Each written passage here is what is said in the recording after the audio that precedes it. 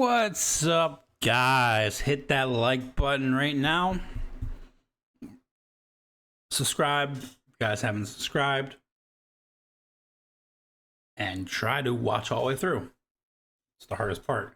All right, today, Monday, September 8th.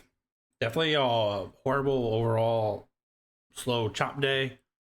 But, you know, it was a waiting game. I'm trying to preach to people, you got to wait for that setup. Let the market come to the level you want and trade that level. One play for 100 points is better than 10 plays for 10 points.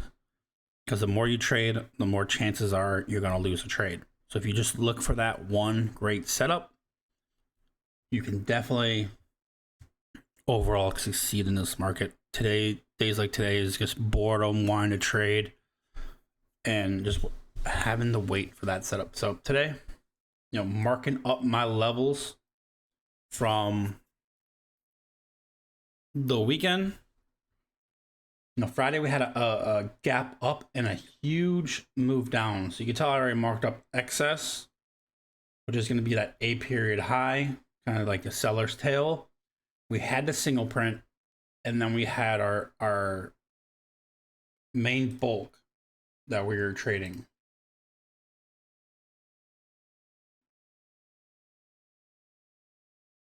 I messed something up.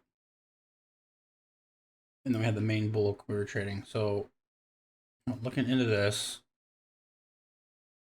I guess can't draw on top of it. Oh, there we go. You know, looking at yesterday, we had a lowercase b shape, or this is Friday, lowercase b shape profile, but value was still in previous day value. So, you know, overall it looked pretty bearish. Value was still in yesterday's value. You just kind of had a break above and a break below as a 3-bar outside bar, but pretty well maintained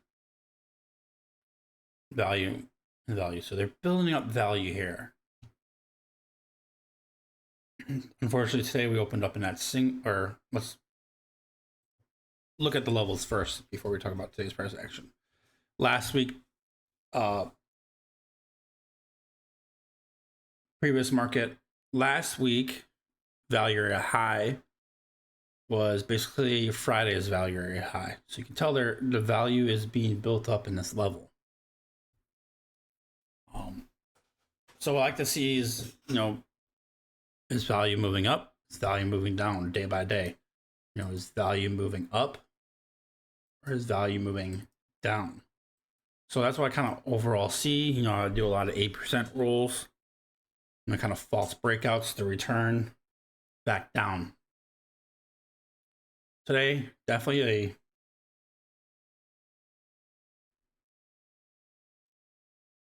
small initial balance, which, you know, kind of set the whole day off. But we had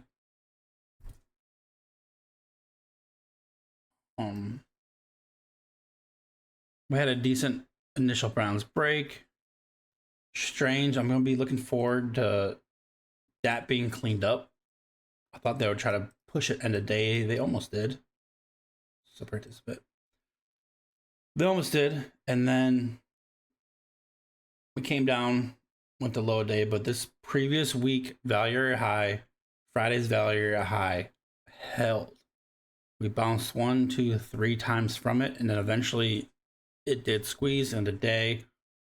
The hardest part probably would have been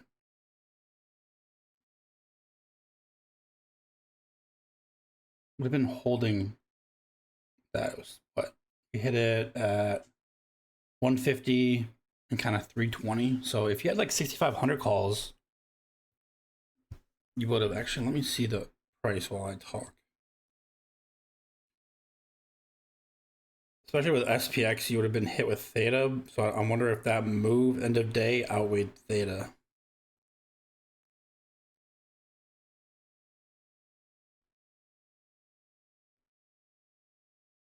I'm not 65. I'm looking at ES, not SPX. So we were at 64.85. So let's kind of look at 64.90s.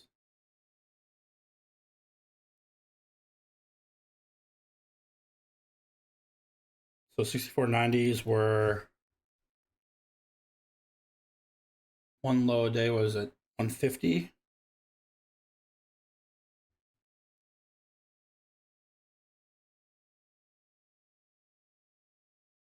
Just 1350. Moving 4 hit a high of 6, so that one worked out. But the second one right here was 3 o'clock, which is 3 plus 12, 1500. Which really didn't, no, it didn't really work out. So Theta would have eaten you alive on that one. That's why, if you heard me in VC, I was like, it's definitely a huge day scalping futures. So futures, yes, they would have printed. SPX, not so good. We could tell.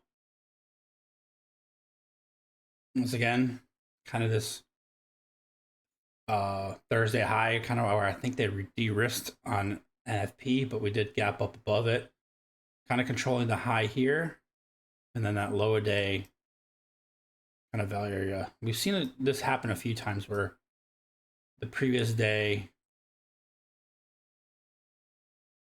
like right here,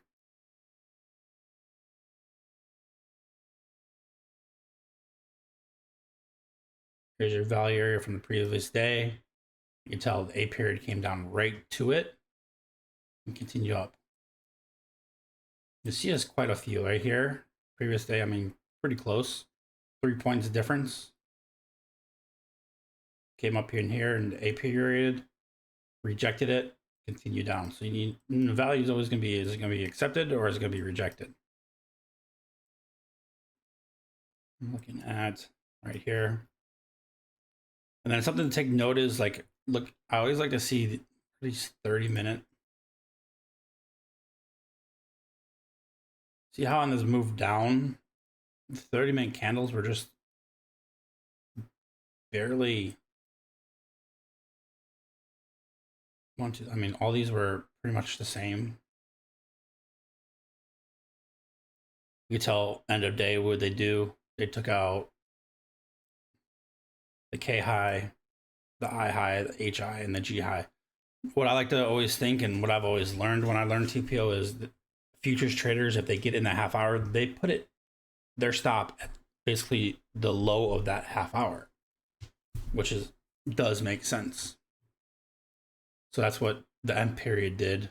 Took out all those stops. I'm surprised. Usually I like to see kind of an L period. They'll kind of take out those stops and then reverse it back down. That's a golden play setup. But it was just an end of day squeeze. I think it happened the last 5 to 10 minutes. Let's look at what the 15-minute. Really didn't show much. No, not really any big trades in today. We had some asks at the high over here. And then you can tell we kind of moved up. A negative delta. Look at this. That's the dogs. This candle right here. Super strong, bullish looking candle. Closes at the highs. Huge wick. 15-minute, but has negative 24.54 delta. So it's either there's either a strong seller, but that seller is being absorbed by a passive buyer, or there's a buyer because they're bidding, bid buy. So what I like to watch on this is kind of see where this candle breaks. If this is our main candle we're watching, watch where it breaks. Basically, the next candle was a 15-minute candle, and then we broke down. Strong, negative delta, strong, but overall today was just strange to watch. On footprint, main thing, what I saw was when you're able to figure out we're gonna have a chop day.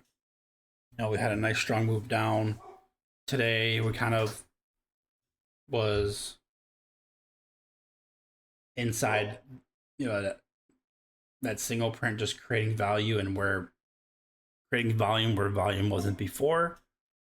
You know, decided it was chop day. I think I showed kind of back and forth between value area. Or what you also want to look for is on, shows it the best on NQ. I go align. Align's just going to show it in 30 minutes.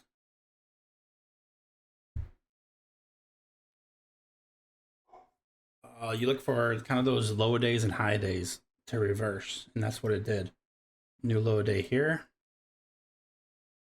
I period, J period drove up. New low day, L period, M period moved up. And then I always like to show it on normal charts because not everyone understands those footprints, and that's fine. Do RTH. And then we had new low day created there. And then we had another one here. And we can just go look at the 1 minute how it looked. You can tell, look at that strong move down to reversal. I've been trying to tell people, like, my delta flip setup is when we have a strong move down to reversal. There's our reversal. Strange, we had a strong move down into that reversal. So it's very interesting that the two new low days on NQ were strong moves down, then they reversed it. Strong move down, then reversed it. That's called trying to get people to sell new low day. They're getting these stops. New low day, new low day. Amazing, amazing reversals on those. I have footprint NQs because let's kind of watch.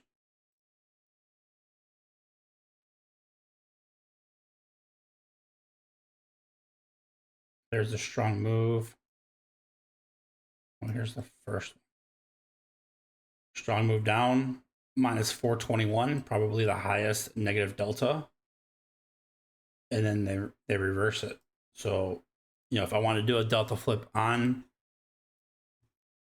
NQ, which I honestly don't, but we had delta flip there. Not the best setup. These are take bars and not range bars, so you're not going to have the same candle structure, but definitely could see huge negative 421 delta to positive 203. So, and it was a new low day. They reversed it. Beautiful move up, and then they come down.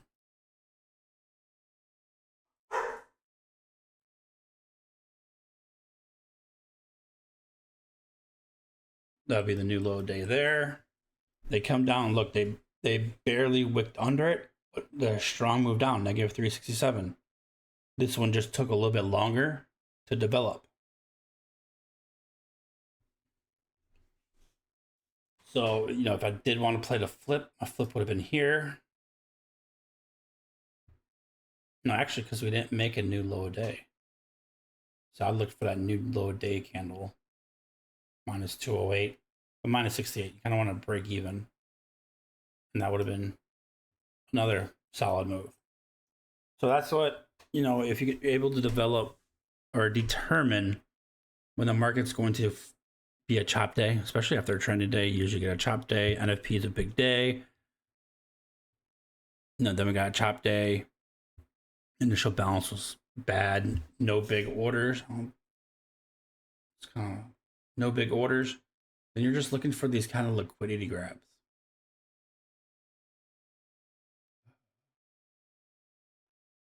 We just had end of day orders. That was about it. The move up, we had a few at ask, but nothing really at the low at bid wise. This is all over 500.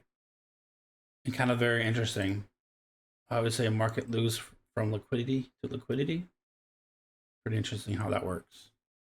Appreciate you guys. Definitely want to start doing these daily recaps. Only issue is having time.